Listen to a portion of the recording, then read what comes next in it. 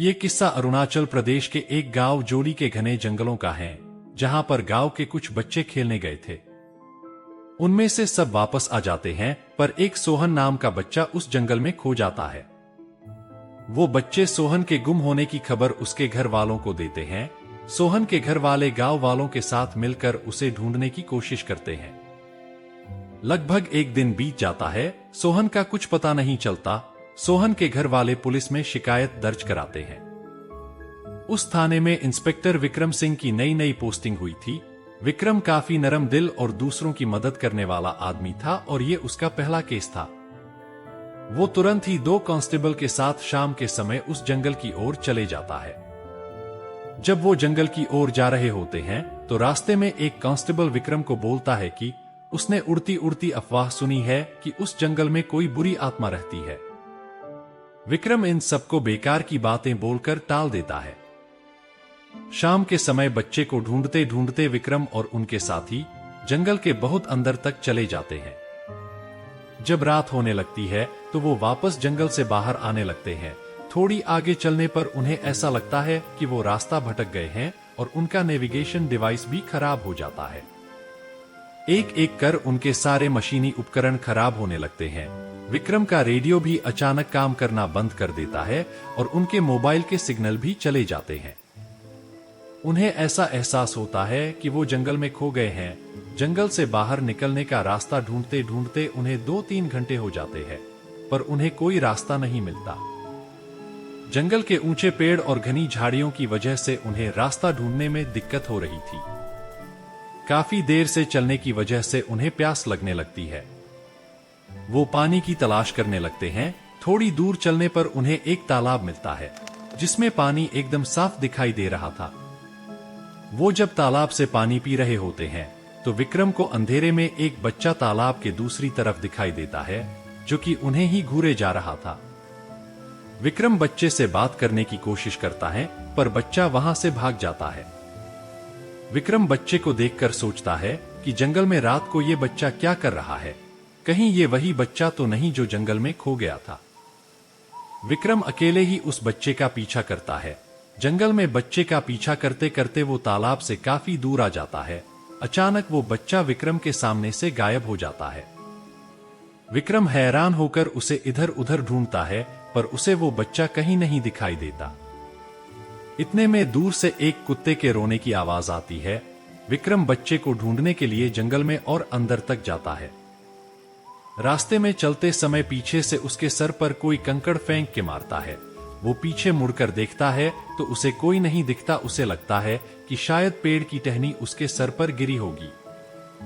विक्रम उसे नजरअंदाज करके आगे बढ़ता है और बच्चे को ढूंढने लगता है। कुछ समय आगे चलने के बाद उसके सर पर फिर से कोई कंकड़ फेंक के मारता है। इस बार वो अपने बगल में रखी बंदूक को हाथ में ले लेता है और इधर उधर देखने लगता है। अचानक उसकी नजर पेड़ पर बैठे एक अजीब से जानवर पर पड़ती है, जिसकी आंखें रात के अंधेरे में चमक रही थी। वो काफी हद तक एक इंसान जैसा लग रहा था। विक्रम घबराकर उस पर जैसे ही बंदूक से निशाना लगाने की कोशिश करता है, वो वहां से एकदम ही गायब हो जाता है।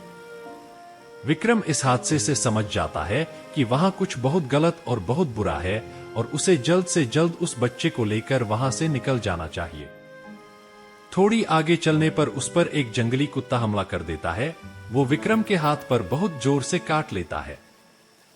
विक्रम अपने आप को बचाने और उस जंगली कुत्ते को भगाने के लिए हवा में फायरिंग करता है, पर उसका उस जंगली कुत्ते पर कोई असर नहीं होता। वो दोबारा विक्रम पर हमला करने के लिए आगे बढ़ता है, पर इस बार विक्रम उस पर गोली चला देता है। वो घायल जंगली कुत्ता वहां से चला जाता है। बहुत देर उस जंगल में भटकने के बाद विक्रम वापस उस तालाब के पास आ जाता है जहां पर उसने पानी पिया था।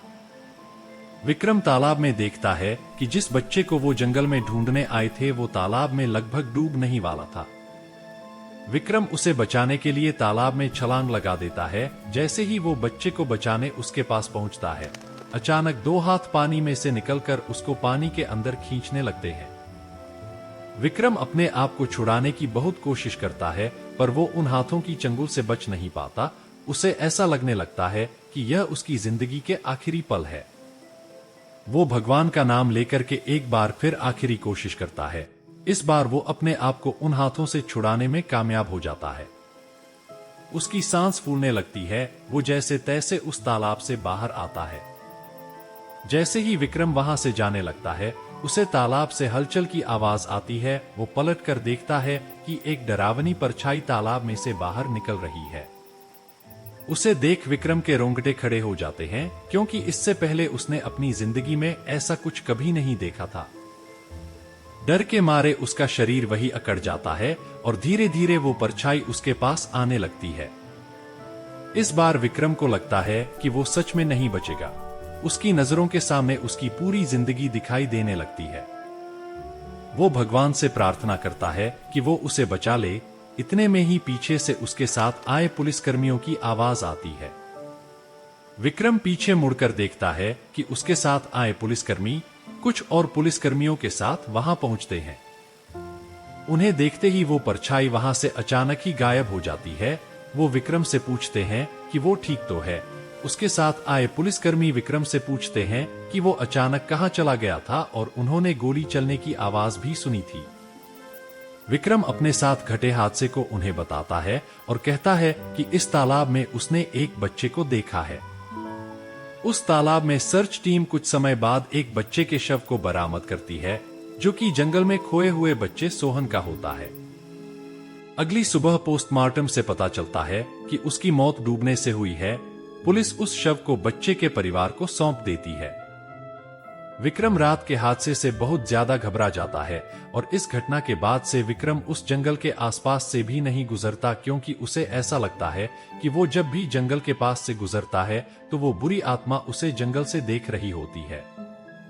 विक्रम मन ही मन सोचता है कि अगर दुनिया में भगवान है तो शैतान भी है, जो कि इसी दुनिया में मौजूद है और हम सबको अंधेरे से चुपचाप देख रहा है।